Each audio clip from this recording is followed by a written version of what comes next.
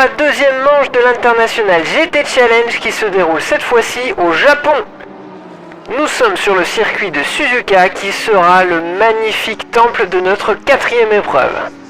Ce tracé aussi technique que légendaire accueillera une course de 10 heures se terminant avec un soleil qui se sera couché sur l'empire du soleil levant.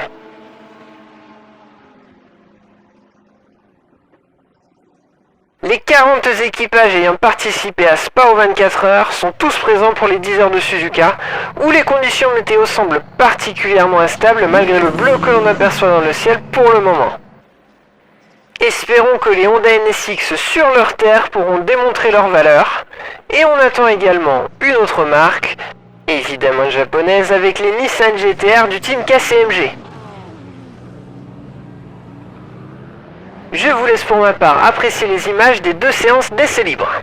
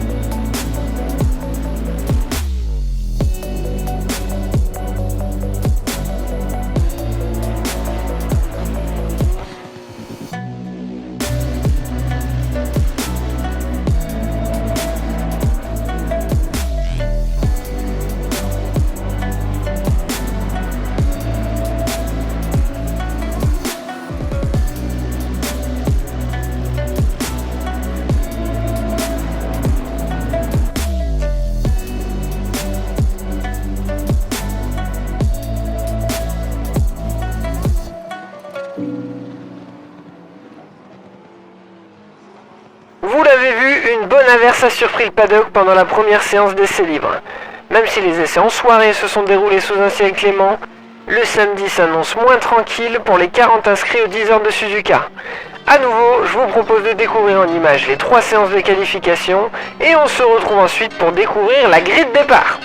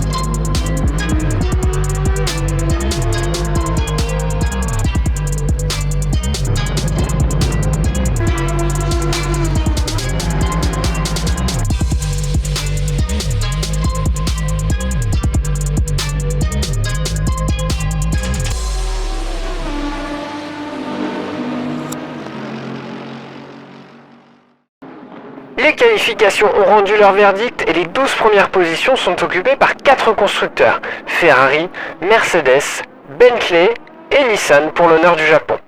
Pour ce qui est du détail de la grille, la pole position est occupée par la Mercedes numéro 77, juste devant le SMP Racing. Troisième et quatrième, vous le voyez, AF Corse, les leaders en championnat, et la première Bentley, qui ont réalisé un très bon résultat, l'équipage 108. Suivant troisième ligne, la deuxième Bentley, c'est l'équipage numéro 107 qui est favori au championnat. La première Nissan GT-R, du KCMG, la numéro 35 et sixième. Suivent la Mercedes à la livrée atypique du Sun Energy One Racing numéro 75, juste devant la Ferrari du Hub Auto Corsa. Ensuite suivent encore deux Mercedes AMG GT3, celle de la Team AK, numéro 44 puis 88. Et enfin, juste derrière, pour finir jusqu'à la 12e position, nous retrouvons la deuxième GT-R du Team KCMG, numéro 19, et une troisième Bentley, la numéro 110. Pointe ensuite l'Otis 129 Montaplast qui a fait un très bon résultat sur la dernière course, et la quatrième Bentley, les Continental GT3, ayant l'air très à l'aise sur le tracé de Suzuka. En Pro-Am, le lead est pris par la Porsche numéro 12 Compétition Motorsport, notamment emmenée par Kevin Estre. Excellent résultat pour l'équipage qui prend sa première pole position de la catégorie Pro-Am, juste devant la première V8 Vantage du Garage 59. L'équipage AF Corse numéro 52 cède pour la première fois la meilleure position du Pro-Am en qualif pour une troisième position. Ensuite, la deuxième Porsche Pro-Am du Black Swan Racing numéro 540 est quatrième.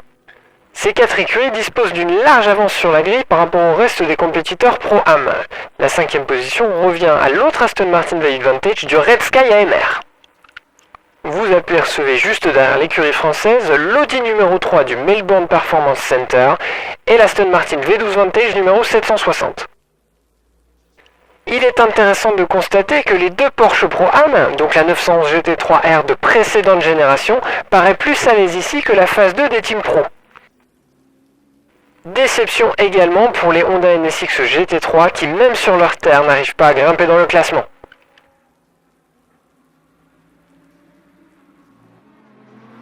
Pour vous détailler notre position sur la grille, nous avons connu une excellente Q1 avec un chrono très rapide de Landry au vu des conditions. Seul AF Corse nous battront au programme sur cette séance.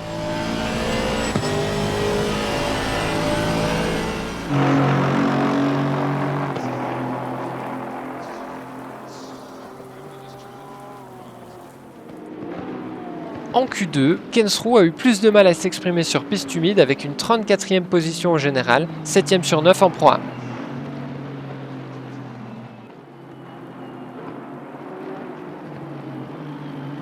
Ensuite, Teppei Teranishi avait brillamment lancé sa session de Q3 avec un premier tour chronométré parmi les meilleurs de la catégorie.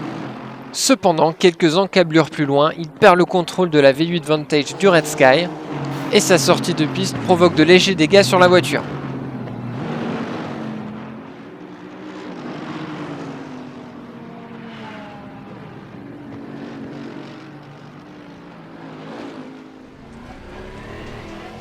Même si Teranishi peut repartir, les performances de la voiture ne lui permettent pas d'améliorer son chrono, alors que la piste séchante permet aux autres équipages d'améliorer leur marque.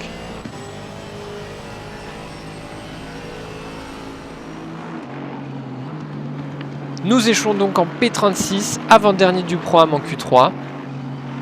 Au global, nous partons d'assez loin, mais nous laissons 4 concurrents de catégorie derrière nous. Et même si les 4 autres de nos rivaux sont bien plus hauts sur la grille, rien n'est joué car la course est longue. À demain sur la piste. Bonne soirée, je vous dis à demain pour les 10 heures de Suzuka.